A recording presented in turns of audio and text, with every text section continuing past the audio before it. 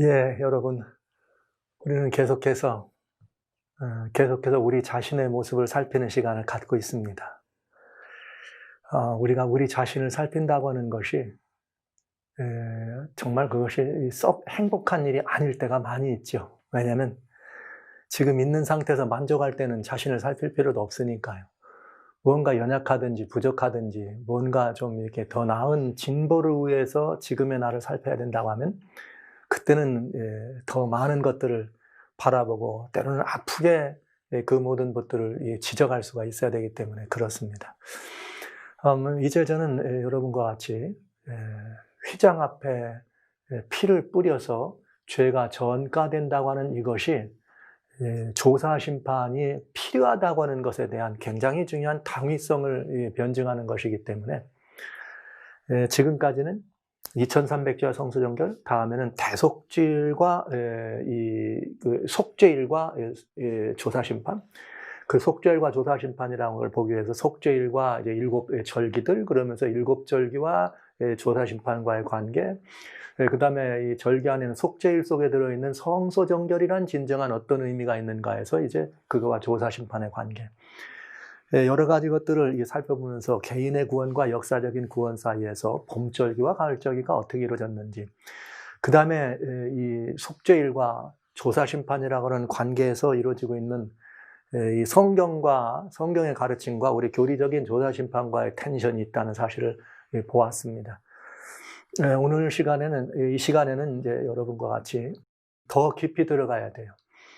이 구원의 모든 이 채널이라고 하는 구원의 경륜 속에 있는 이 속죄일, 그 다음에 조사심판을 봤고, 조사심판이라고 하는 것의 여러 가지 그 근거와 당위성을 예언적인 역사 속에서 찾았다면, 이제는 실제 조사심판이 이해하고 있는 성소제도의 본질이 있습니다.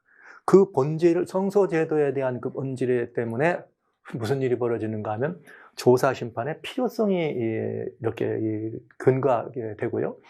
그 조사성의 필요성이 있기 때문에 이제 우리는 이 조사심판이란 말이 그 명분을 얻게 되는 시간이 있는 것이죠. 그래서 이번 시간에는 여러분과 같이 성소제도 가운데 절기나 아니면 속죄일의 여러 가지 상황 그보다는 실제로 이 조사심판이 꼭 필요하게 되는 이유는 제사를 드릴 때에 제물에 안수한 이 모든 사람들의 그 회개한 사람들의 죄가 제물이 죽고 그 피를 가지고 성소 안으로 들어가서 휘장 앞에 뿌린다.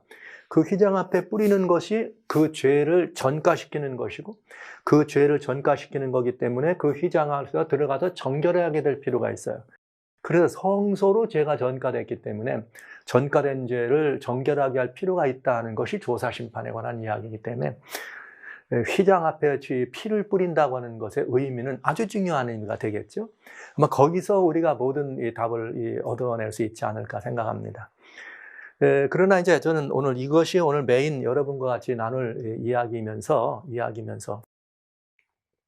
하나를 조금 더 살펴볼 필요가 있습니다. 하나는 뭐냐면 성소정결에 미혹됐다. 이 말을 좀 여러분과 같이 한번 따져볼까 합니다. 그건 무슨 말인가 하면 1844년 10월 22일 대실망이 있었습니다. 대실망이라고 하는 표현을 붙인 그 실망이 있었을 때 거기에 그냥 참여했다가 돌아간 사람들에게는 뭐 어떤 사람들이 그렇게 일시적인 운동에 막 큰 일을 했다가 돌아간 거 그렇게 될 수 있지만은 그 운동의 이 중심에서 그 운동을 주선했던 사람들의 입장에서는 정말 참 곤란한 날이었죠.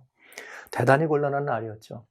그럴 때 재림운동과 관계돼서 그 운동의 중심에 있던 사람들에게는 둘 중에 하나를 선택해야 됩니다. 그건 무엇인가? 자, 이제 우리가 한 이 모든 운동들이 잘못된 운동이었다. 정말 대실망이 됐든 실패가 됐든 그 예정된 날짜 오시지 않았으니까. 그러니 우리가 이런 것들은 그걸 잠시 지나가는 바람이었다. 그리고 묻어버리든지. 잠시 지나가는 바람이었다. 아니면 어떻게 해야 돼요? 아니면 이것이 우리가 그게 아닌데 말이야. 성경이 그게 아닌데 왜 이런 이 문제가 생겼을까 하는 것에 대하여 다시 이 문제에 대해서 뭔가를 이렇게 재거론하거나 다시 이 문제에 대해서 무언가를 해야 될 말이 있습니다. 좌우지간 이 1844년 10월 22일에 대한 이 운동에 대해서는 정리가 필요해요. 포기하든지 무언가 새롭게 수정을 하든지 다시 설립을 하든지. 그런데 이제 이 재림운동의 중심에 있던 사람들은 포기가 아니라 뭔가 그 잘못된 것을 찾아내서 바로잡고 수정하는 쪽을 선택한 것이죠. 그러면 그 수정할 때는 또 다른 문제가 있어요. 수정에 대해서는 또 두 가지 문제가 돼 있죠. 왜냐? 1844년 10월 22일 문제는 날짜에 관한 문제와 그날에 무슨 일이 있느냐 하는 사건에 관한 문제 두 개가 메인 이벤트였습니다. 그런데 사실 재림운동이라고 하는 그 10여 년 이상 펼쳐졌던 그 운동 속에는 사건도 중요하지만 그 날짜에 꽂혀 있었던 거죠. 그렇지 않겠어요? 그날 오신다. 사건에 대해서 생각할 겨를이 없어. 왜? 그냥 예수 재림으로 생각했으니까요. 그래서 그 날짜에 대해서 한 번은 물론 43년경에 한 번 실패했다가 다시 정해서 다시 조정돼서 44년으로 정해진 거니까 날짜에 대해서는 뭐 어떻게 요지부동 어떻게 할 길이 없었습니다. 그러니까 이 문제에 대해서 뭔가 재정립을 한다든가 새로운 것들을 수립하려면 날짜는 아니에요. 뭐예요? 날짜는 아니고 사건입니다. 그 사건이란 뭐냐? 윌리엄 밀러와 함께한 이 재림운동의 이 주자들은 성소 정결함을 입으리라. 그 성소는 지상성소로 예수님이 재림하시는 거다. 성소 정결도 재림해서 모든 이 악을 쓸어버리는 이렇게 생각했으니까 그러면 그날은 계산해서 정확하게 받았는데 왜? 어떻게 요지부동 더 어떻게 움직일 수가 없어요. 다만 성소 정결에 대한 해석의 문제만 남은 것이죠. 이게 가장 큰 걸림돌입니다. 성소 정결을 어떻게 이해할 것인가? 여러분, 이게 굉장히 중요한 일 아니겠어요? 저는 여기에 미혹이라고 하는 말을 감히 생각해 봅니다. 왜냐하면 이건 꼭 생각해 봐야 돼요. 구속사의 경륜 가운데 잘 보십시오. 아담 할아버지가 선악과 열매를 따먹었을 때 그건 사단의 미혹이었습니다. 먹어도 결코 죽지 않는다.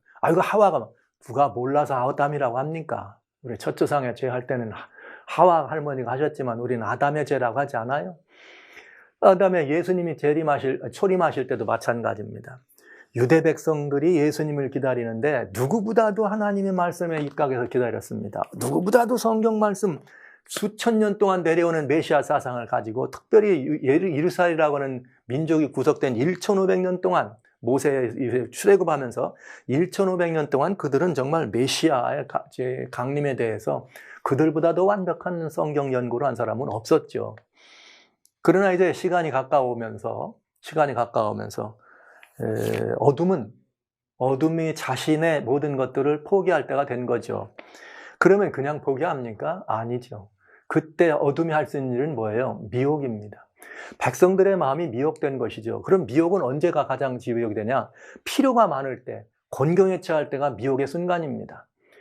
유대 백성들이 오랜 시간 동안 로마의 압제 아래서 갖은 핍박을 받았습니다. 그 핍박을 받는 그들에게 현실적인 필요란 로마라고 하는 나라로부터 물리적으로, 현실적으로, 육신적으로 해방되는 것입니다.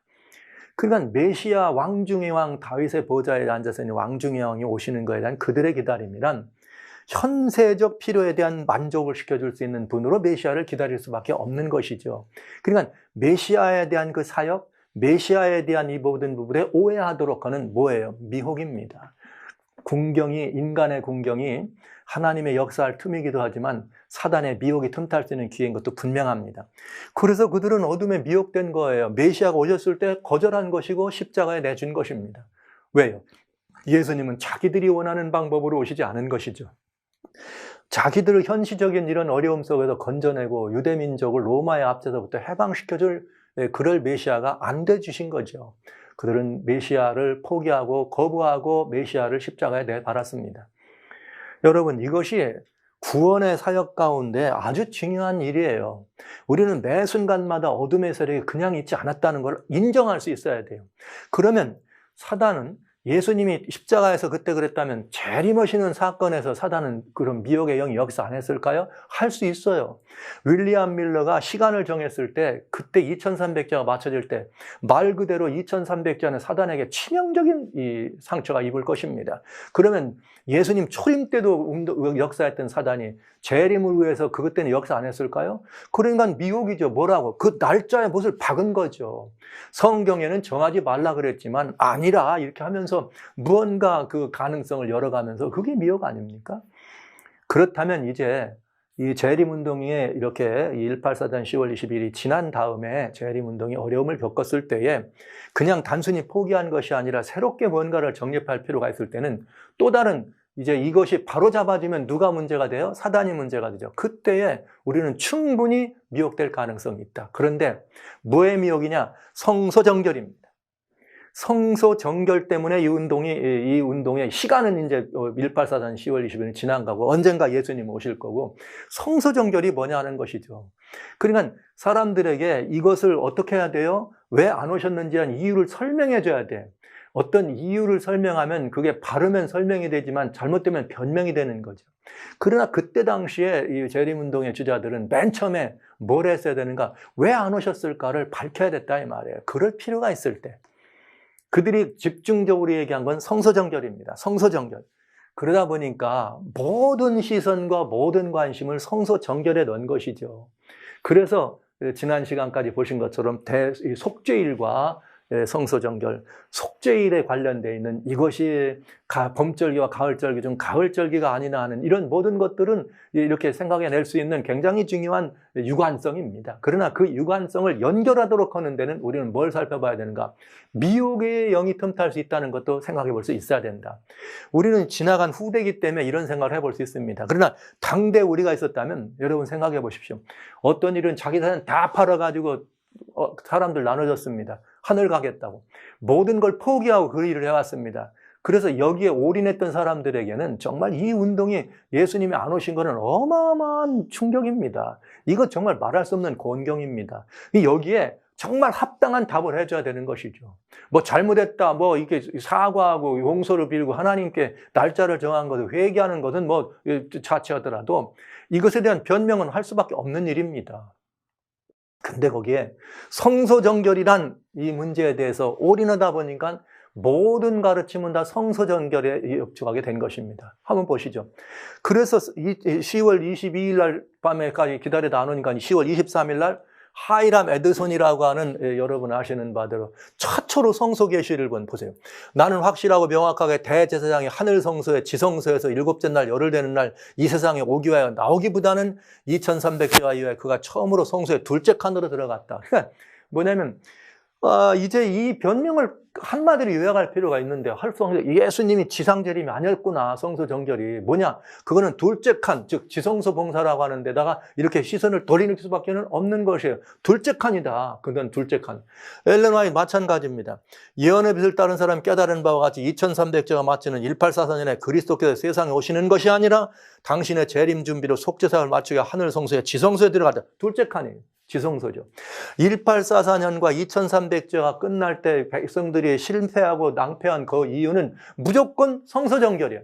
성소정결에 대한 이해를 누가 잘못했다는 거죠. 그럼 그 성소정결에 대한 이해를 잘못했기 때문에 그 성소정결을 설명하기 위해서는 뭐예요? 둘째 칸이다. 지성소다. 그래서 이후로 재림교회는 이것이 교리화되고 구체화될 때도 여전히 약속과 예언에 따라 단 8일사에 1844년에 2300자 예언이 마쳤을 때 하늘 성소의 두 번째 마지막 심판을 보면 둘째 칸이에요. 지성소. 정결이라는 거죠. 우리 교회 기초교리도 역시 속죄봉사의 두 번째 단계. 그래서 뭐예요?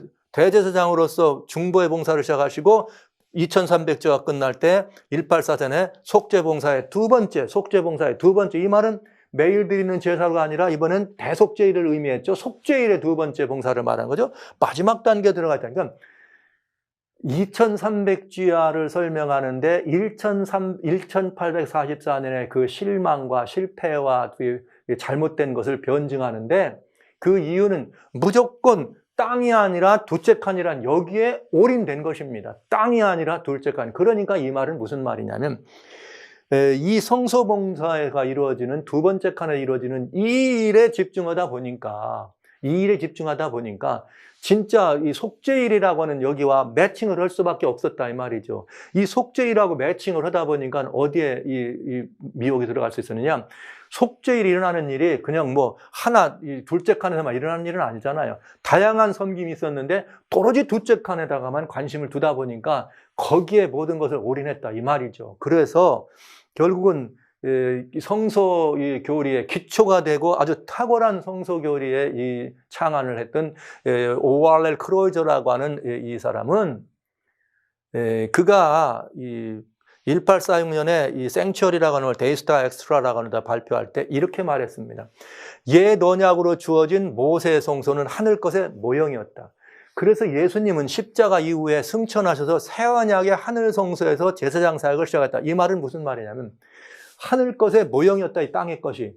그러니까 예수님이 승천하시면 이 모형이었던 여기 하늘 것에서 여기서 표상으로 된 일을 오리지널 봉사를 시작했다 이 말입니다. 그래서 제사장 사역을 시작하셨다. 2300조에 나오는 성소는 그렇기 때문에 하늘에 있는 성소다. 그러니까 지상에서 매일 드리는 봉사가 십자가 이후에는 어떻게 됐다? 원형인 하늘에서 드려졌다. 그러니까 지상에서 매일 드리는 봉사, 제사장이 말이죠. 가득 양을 잡아서 속죄제니까 속죄제물과 가지고 안에 가득 회장에 앞에다 뿌리는 거, 그 다음에 또 이렇게 아침 저녁으로 이게 그 심지를 돕고 이런 모든 일을 어떻게 했다는 거예요. 이제는 땅에서 제사장 했는데 이제는 그런 일들이 하늘 성소에서 진행됐다 이 말이에요. 따라서 지상에서 매년 드리던 속죄일의 봉사를 그냥 매일 드리는 건 이 땅에서 매일 했지만은 1년에 한 차례 속죄일이 있었으니까 그거는 또 2300조를 마칠 때 하늘 지성소로 들어가셨다라고 말하고 있습니다. 그러니까 여러분 여기 중요한 거라는 생각해야 돼요. 지상에 있던 것들은 하늘 것의 모형이었기 때문에 이거 옛 것은 다 폐하고 새 것을 세웠어. 주님께서 오셔서. 그래서 이것은 폐지됐기 때문에 주님이 승천하신다면 하늘 것, 지상 것에 있는 모형 똑같이 생긴 거죠. 거기서 예수님이 뭘 했다는 거예요. 제사장이 돼가지고 거기서 매일매일 봉사를 지상에서 이 제사장들 한 거를 예수님이 하셨다 이 말이에요. 그리고 1년에 한 번 들어갔던 속죄일의 봉사를 예수님이 하셨다. 그런데 2300주야 돼 그게 어떻게 했다는 거예요? 그 일을 지성소에서 하셨다 이 말이죠. 그런데 이 말을 누가 더 또 컨펌을 해주는가? 이 땅에 된 것은 속죄일의 원형에, 즉 이 하늘 성소 원형 성소에서 봉사하는 것에 대해서 대쟁투에서는 이렇게 말했어요. 지상 성소에서 모형으로 행한 일은 하늘 성사 봉사에서 실제적으로 행해진다 이렇게 돼 있어요. 그러니까 여러분 지상에만 있는 게 하늘에도 똑같이 있다 이 말이잖아요. 성소가 있는데 성막 안성소와 성막 뜰을 막아 대신으로 쳤던 휘장한 이 땅에서요. 곧 성소의 첫째 칸에서 1년 내내 행한 제사장의 봉사는 그리스도께서 승천해서 행하신 봉사 사업을 나타낸다. 지금 오할렐 크로저의 말을 그대로 컨펌한 거죠. 그 다음에 그와 같은 것이 하늘 성소의 첫째 칸에서 행한 봉사 사업이었다. 하늘 성소의 첫째 칸에서 행한 봉사 사업이었다. 그러니까 하늘에 올라가 가지고 지상에서 매일 드리는 봉사를 성소의 첫째 칸에서 행했다 이 말입니다. 그런 다음에 뭐가 있냐? 1800년 동안 성소의 첫째 칸에서 이 봉사 사업이 계속되었다. 네, 성소의 첫째 칸에서. 이것이 대쟁투입니다. 그 다음에 1800년 동안 했단 말은 이것이 지나고 난 다음에는 2300주야 그때 어떻게 됐다는 거예요? 원형적인 지성소에서 일을 시작했다. 이렇게 얘기하게 되는 것이죠. 제가 이 두 분의 말씀에 대해서 뭐 지상 것과 모형 하늘 것과 똑같은 게 있어요. 이런 부분들에 대해서는 제가 언급을 안 하려고 합니다. 속죄일이 두째 칸이니까 무조건 지금 모든 것은 다 정서정결 두째 칸에다 이걸 집어넣었기 때문에 다른 건 저희가 보지 말고 미혹이 틈탈 수 있었던 상황에 대해서 말씀드린다면 조사심판은 말 그대로 속죄일의 원형인가 하는 것이에요. 속죄일의 원형인가. 진짜. 왜? 조사심판 이전까지 1800년까지는 뭐였습니까? 매일 드리는 사업의 원형이었으니까. 2300주가 끝난 1844년에는 조사심판이 진행한 건 속죄일의 원형이라 이 말 아닙니까? 똑같이. 그런데 과연 이것이 원형인가? 한번 따져보자 이 말이죠.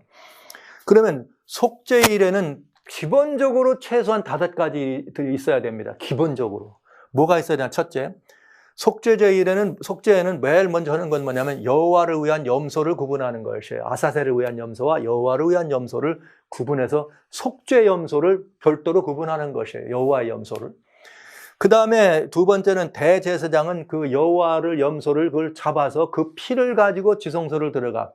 이 피를 가지지 않고는 지성소에 들어갈 수가 없습니다. 이게 중요한 거예요. 그 다음에 대제사장은 그 다음에 어디를 먼저 들어가느냐? 피를 잡은 다음에는 성소를 통해서 성소 안에 걸 하지 않고 지성소로 바로 들어갑니다. 그러니까 지성소를 먼저 정결하게 한다 이 말이에요. 먼저 정결한다. 여러분 아까 뭐 오할렐 크로이저나 대쟁투를 보면은 성막안 안에서만 일을 봉사했다. 이게 얘기잖아요. 1년 내내 속죄. 여러분 매일 드리는 봉사가 성막 안에서만 진행되는 건 아니죠. 번제단에서 양을 잡아야 되고 잡음을 갖고 들어가는 거죠. 그러니까 이 사역도 뭔가 예표가 있어야 안 되겠습니까? 이제 그런 부분들을 우리가 생각해 보는데 지성소를 정결하게 했다.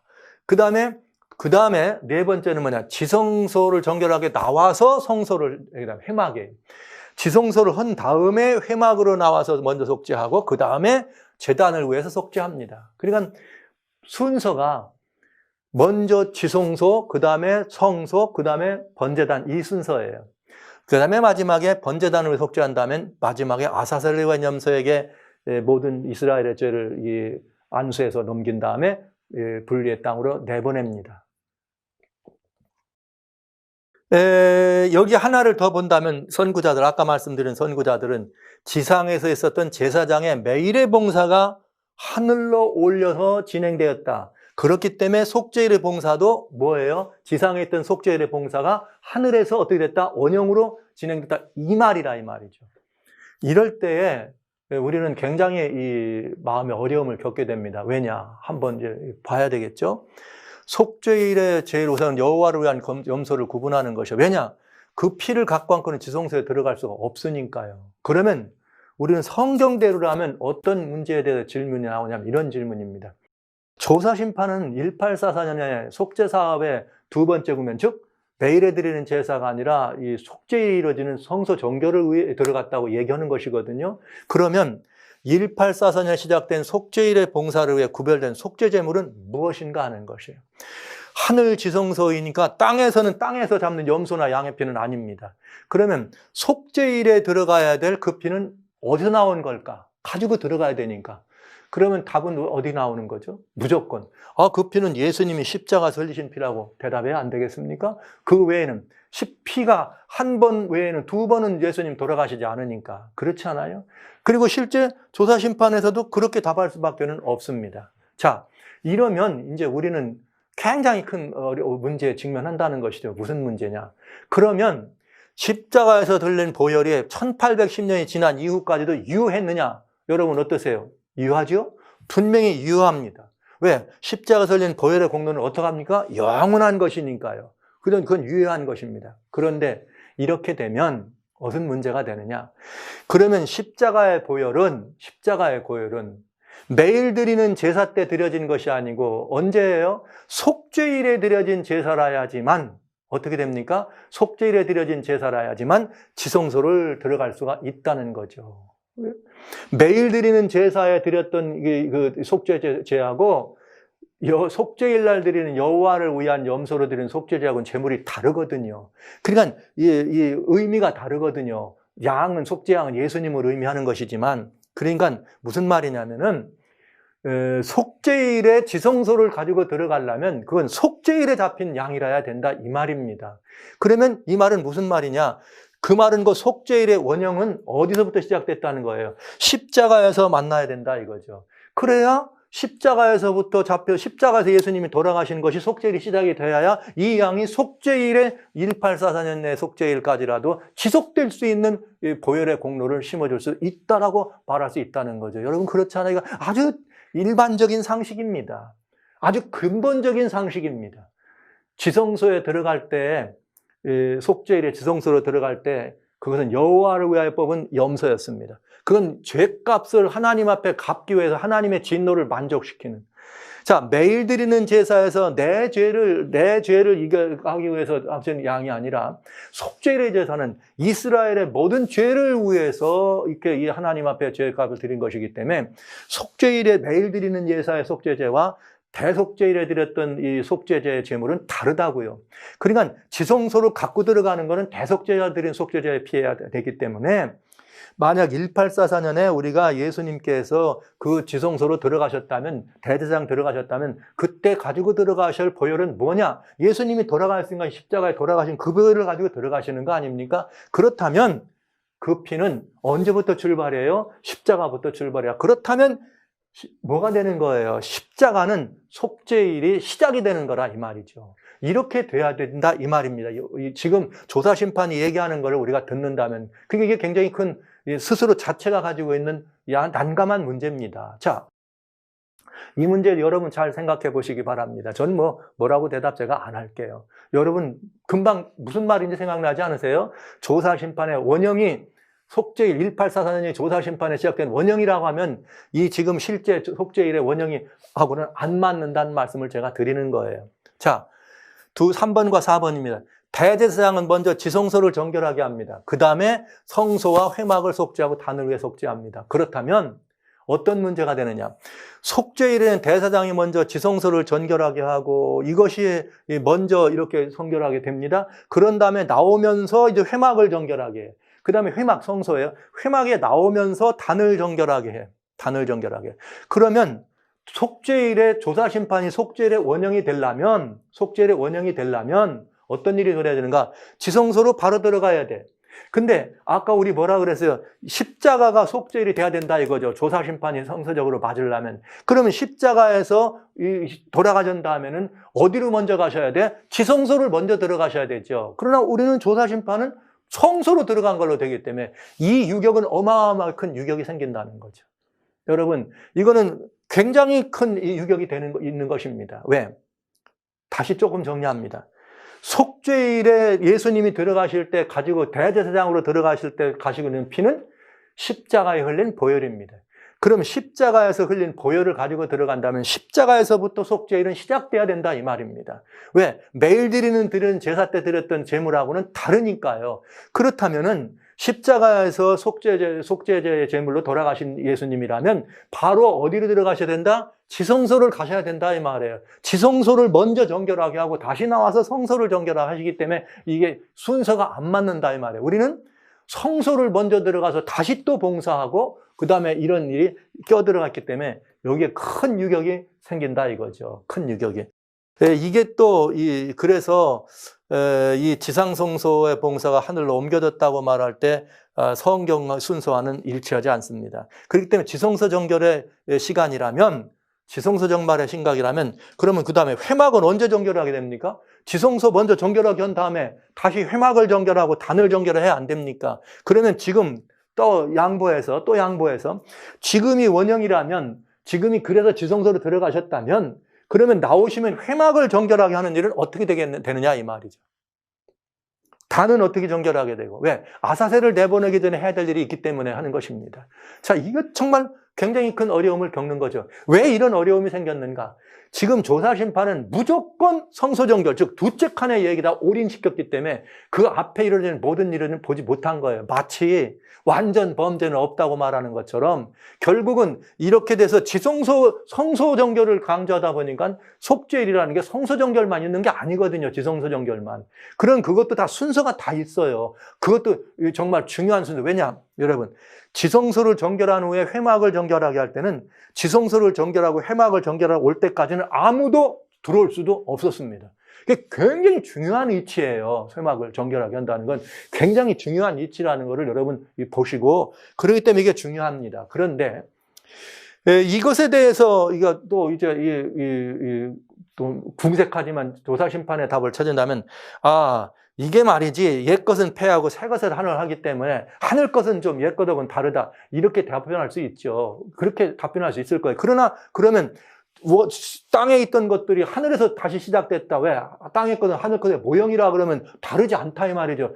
그대로 원형적인 봉사를 했다 그러면 다르면 안 되잖아요. 스스로 우리는 그 얘기를 해놓고 지금은 옛 것을 폐했다. 오할렐 그러즈가 한 말이 그거니까요. 예수님 십자가에서 옛 것은 폐하고 이제 새 언약의 성소에 들어가서 새 것으로 봉사한다. 예수님의 제사장들 이렇게 표현했으니까요. 다음 성경의 질문 하나 더 보겠습니다. 지성소 정결을 위해서 1,800 들어갔고 피는 십자가의 보혈이라고 한다면 십자가의 희생은 속죄일이 희생이라 해야 한다. 그러니 성소로 먼저 들어갈 수는 없는 일이죠. 이 땅에서도 십자가의 날에 지성소 휘장이 갈라졌습니다. 예수님 돌아가실 때 지성소로 들어가는 휘장이 갈라졌다는 말은 그럼 무슨 의미냐 이 말이죠. 무슨 의미냐. 네. 이제 이 지성소로 들어가는 것. 그러면 그건 먼저 주님이 지성소로 들어가셨다는 것을 의미하지 않습니까? 영광의 왕이 들어가리로라 문들아 열릴지어다. 그때 영광의 왕이 누구시오? 그는 전쟁에 능하신 여호와. 이러면서 우리는 예수님의 승천 사건을 그렇게 설명하고 합니다.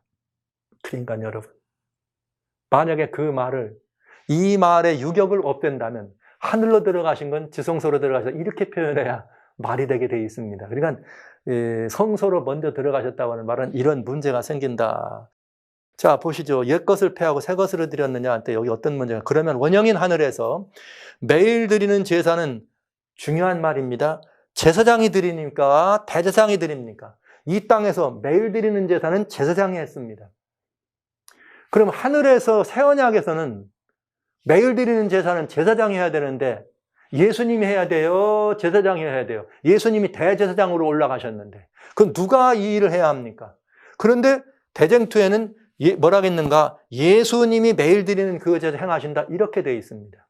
그런데요, 성경은 새 언약의 제사장이 누군지를 일러주고 있습니다. 구약 당시는 이스라엘 제사장이 그 일을 했지만 새 언약에서는 누가 제사장이냐? 저와 여러분이 제사장입니다. 이것이 베드로전서 2장 9절 말입니다. 우리는 다 택하신 족속이요, 거룩한 나라요, 택하신 족속이요, 왕 같은 제사장입니다. 그러면 새 것을 폐하고 옛 것을 했다면 제사장 직분은 누가 맡은 것이에요? 우리가 맡아야 돼. 새 언약의 제사장입니다. 그리고 우리들의 새 언약의 제사장이 우리기 때문에 대제사장인 예수님이 계신 것이고요. 그럼 이 간격을 어떻게 성경과 조사심판이 말하고 있는 이 간격을 어떻게 우리는 이 조화를 이룰 수 있을 것인가? 여러분 한번 생각해 보셔야 안 되겠습니까? 이거 생각해 보셔야죠.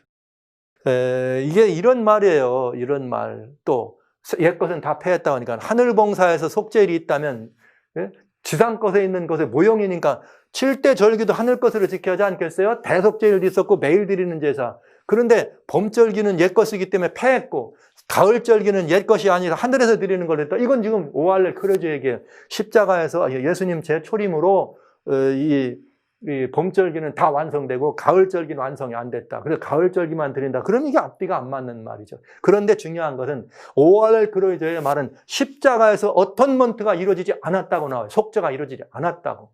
속죄는 예수님 올라가셔서 제사장이 된 다음에 이루어진다고 이렇게 표현합니다.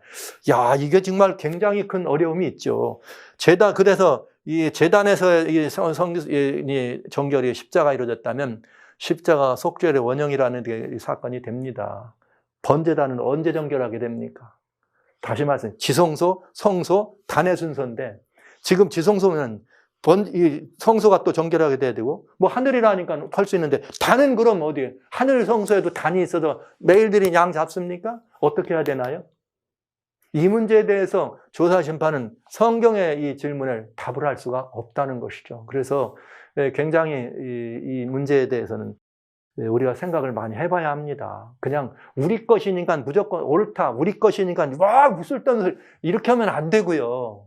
이렇게 하면 안 되고 무언가 이 1844년이라고 하는 사건은 어마어마한 사건입니다. 앞에 미리 여러분에게 말씀을 드렸겠지만 2300절 설명할 때 대단히 중요한 거예요. 하나님의 군대가 태어나는 사건이었어요. 사단이 절대로 호락호락하지 않습니다. 그러니까 여러분 충분히 날짜를 정한 것도 미혹 아닙니까? 그것처럼 미혹될 수 있다는 사실을 생각해 본다면 무슨 미혹이냐? 성소 정결에다가 모든 걸 집중하다 보니까 그거 외에 다른 것에 대해서는 신경을 안 쓴 거죠. 무언가 성경과 유격이 있는 부분에 대해서는 그냥 여기 거를 모형을 갖다가 위에서 똑같이 했다. 그럼 지 땅에 있는 것처럼 모형 똑같이 했다는 말을 하면 이제 큰 문제가 생기는 거죠. 그래서 또 있어요. 이게 예언과 관련 있는 순서에 관련 있는 거. 마지막에 아사셀을 위한 염소에게 죄를 지어서 내보내잖아요. 그러면 지성소 정결이 끝난 다음에 바로 하는 일은 이제 조사 심판으로 본다면은 조사 심판이 마치고 나면 바로 뭐가 이루어져야 돼? 아사셀 사단에게서 사단을 무적행 갇혀야 돼. 그러면 뭐 사단이 심판받아도 예수님 재림후 와서 갇힌다 표현할 수 있죠. 그런데 여러분, 그런데 조사 심판 말고도요. 성경에는 뭐라고 대쟁투에 보면 뭐라고 돼 있느냐 이렇게 돼요. 자, 여기 이제 이 문제를 한번 살펴볼게요. 잠깐만. 속죄일에 정죄하는 일이 마치면 아사셀을 위한 염소에게 죄를 지어 보냅니다. 성경대로. 조사 심판도 예수님이 재림하셔서 사단을 결박해 무저강을 가준다고 말합니다. 그렇죠? 그런데 중요한 거는 대쟁투에는 조사 심판이 마쳐도 바로 예수님 오시는 게 아니에요. 환란이 있고 아마겟돈 전쟁이 있습니다. 즉 주님의 재림과 사단의 결박은 그 이후의 사건이에요. 아마겟돈 전쟁. 그렇게 되면 성경 속죄일의 행사에는 아사셀을 내보내기 전에 하나님 백성들이 어떤 환난이 있거나 하나님 백성들이 어떤 무슨 이게 아마겟돈 전쟁과 같은 하나님을 이런 일이 없잖아요. 속죄일의 제사 속에는 여기 표상적 봉사에는. 그런데 실제 우리가 가지고 있는 조사 심판은 그대로 따른다면 환난과 아마겟돈이라고 하는 거대한 이런 이 역사가 있다는 거죠. 그거는 우리 속죄일에는 예시되어 있지 않습니다. 그건 예시되어 있잖아요. 제단을 정결하게 하고는 바로 아사셀을 내보냅니다. 만약 조사 심판이 원형적 성소 정결이라면 마친 후에 바로 뭐가 일어나야 돼요? 사단의 결박이 일어나야 합니다. 거기에는 7재앙, no, 아마겟돈, no. 나타나면 안 되게 돼 있습니다. 그러나 실제 우리가 가리키고 있는 예언의 역사를 보면 그게 분명히 있잖아요. 조사 심판이 마쳐지고 나면 이런 일이. 그러면 조사 심판이 하늘 성소의 원형이라면 아사셀이 나와야 되니까 바로 지성소에 나오고 회막과 단을 정결하게 한다면 내보내야 되는데 안 맞잖아요. 이것은 조사 심판 자체를 얘기하고 있는 우리들의 교리적 이 문제에서 스스로 조사 심판과의 말하자면 이 사건의 일련의 연속이 안 맞는다는 거죠. 그래서 이거는 충분히 여러분 우리가 성소 정결에 집중하다 보니까 완성된 어떤 것들을 만들어내기가 어렵다 이렇게 이 말씀을 드릴 수 있네요. 제 성경의 결론을 한번 일단 잠정적으로 한번 여러분에게 제가 내볼 거예요. 속죄일의 원형이 조사 심판이라고 할 때 최소한 위에서 본 것 같은 몇 가지 성경적 질문이 발생해 의문점이 이걸 대답해야 돼요. 우리는 조사 심판을 가지고 있는 교회이기 때문에 이 교회가 이걸 대답해야 된다고요. 뭐냐? 이 조사 심판이 성경과는 상당히 다른 그런 모순적인 부분이 있는 거, 조화되지 않는 거. 그건 어떤 부분이냐? 이런 거죠. 지금 조사 심판이 모순 없는 답을 이렇게 얘기하려면 조사 심판이 제대로 답을 하려면 십자가에서 속죄일이 시작되었다고 말해줘야 돼요. 그러면 그 피가 지금까지 유효하다고 할 수가 있다. 이 말이에요. 이해되십니까? 조사 심판이 성경적으로 맞으려면 속죄일은 십자가에서 시작됐다고 해야 된다 이 말이에요. 원형이. 그래야 그 예수님이 흘리신 피가 지금 이 시간에도 지성소에 들어갈 수 있는 피가 된다. 그럼 다른 얘기 아니죠. 예수님 십자가 이후에 지금까지 1844년 이전까지는 뭐한 거냐? 마당에서 양 잡아가지고 지성소까지 걸어 들어가는 시간이 1810년 걸렸다고 얘기하는 거죠. 자, 그 다음에 보세요. 그 다음에 승천하셔서 조사 심판이 성서적으로 맞으려면 승천하셔서 성소로 먼저 들어가시면 안 된다. 왜요? 속죄일이니까. 십자가에서 속죄일이 시작됐다면 지성소를 먼저 들어가는 것이 제사장의 역할이니까요. 그러니까 안 돼. 왜? 십자가의 보혈이 원형의 속죄일에 유효하려면 속죄일의 시작은 1844년일 수가 없다 이 말이에요. 이건 아주 중요한, 이게 한두 가지 얘기 같지만 이게 그 안에 전체적인 많은 게 깔려 있잖아요. 그래서 옛것을 폐하고 새 언약의 성소인 하늘에서 원형적 봉사를 시작했다면 단지 매일의 봉사와 속죄일의 봉사만 하는 것은 우리 것을 변명하기 위해서 우리 거에다 끌어맞힌 얘기밖에 될 수 없다는 거죠. 왜요? 매일 드리는 제사가 성소의 첫째 칸에서만 진행된 게 아니라고요. 밖에서부터 시작해서 제단에서 속죄양을 잡아서 이 피를 갖고 들어가는 일을 해야 됩니다. 그러니까 매일 드리는 제사에도 피 없는, 즉 속죄의 피가 없이는 안 되는 거예요. 가장 중요한 건 그거였어요. 뭐 거기 불 갈고 심지 가는 것보다 더 중요한 건 속죄의 피를 갖고 들어가는 거죠. 그게 대속죄의 의미가 되지 않아요? 그 휘장 앞에다 뿌렸기 때문에 그 휘장에 뿌린 죄를, 전가된 죄를 없애는 일이 있다고 했으니까 피 없이는 안 된다고요. 근데 하늘 매일의 봉사에서 이 원형적인 봉사가 시작되는데 거기는 뭐가 없어요? 피가 없어. 피가 없다고요. 왜? 첫째 칸 안에서만 하니까, 성막 안에서만 하니까. 그러면 그 피는 누가 피예요? 예수님이 피죠. 그러니까 내가 예수님이 맨날 나의 피 중보하셨다고 안 합니까?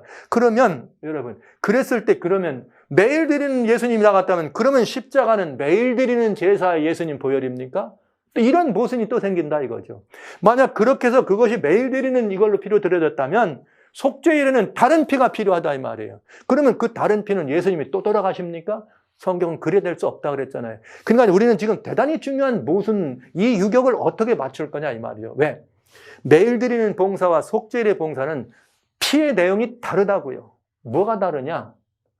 매일 드리는 제사는 말한 것처럼 죄물에다 안수해서 그 죄를 가지고 성소회장 들어간 것이, 이 죄를 전가시킨 죄를 걷어내기 위해서 그 모든 것들을 이렇게 사할 수 있도록 다시 새로 대속죄일의 속죄일은 미리 구분해 드린 것을 드리게 되어 있습니다. 그러니까 이게 양이 예수님을 표징하는 건 똑같은 상징이지만 그 내용과 의미하는 바는 다르다는 거죠. 그러니까 조사심판이 속죄일의 원형이 되려면 속죄일의 원형에 드려진 양이 있어야 되는데 그 양이 예수님이라면, 그래서 그것이 십자가라면 십자가의 시작은 분명히 속죄일이 시작이 돼야 된다는 거예요. 제가 자꾸 이 말을 반복드리게 되는데 그 얘기는 왜 그런가? 아무리 말씀드려도 이 말 듣고 싶지 않으실 거예요.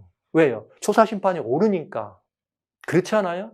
그러나 여러분, 그 조사심판이라고 하는 것 때문에 이런 성경상의 모순이 생긴다 그러면 여러분, 우리는 빨리 어이쿠 그러네, 그러면 성경하고 대조해보고 내가 모순이 있다면 모순점을 버려야지, 성경을 따를 거예요, 교리를 따를 거예요, 이걸 선택해야 되는 문제죠. 이런 문제가 우리들에게 있는 것입니다. 굉장히 중요한 얘기예요. 그러니까 1844년에 하늘에서 시작된 조사심판, 속죄의 원형이 될 수 있다고 보십니까? 아니라고 보십니까? 그거는 지금까지 말씀드린 것처럼 여러분들은 이 문제에 대해 생각하셔야 된다 이거죠. 그러니까 우리 선택해야 돼요. 속죄의 원형이 될 수 있는지 안 될 수 있는지 선택해야 돼요. 자, 이제 이게 미혹이 틈탈 수 있었다는 얘기를 그래서 제가 말씀드리는 것이에요.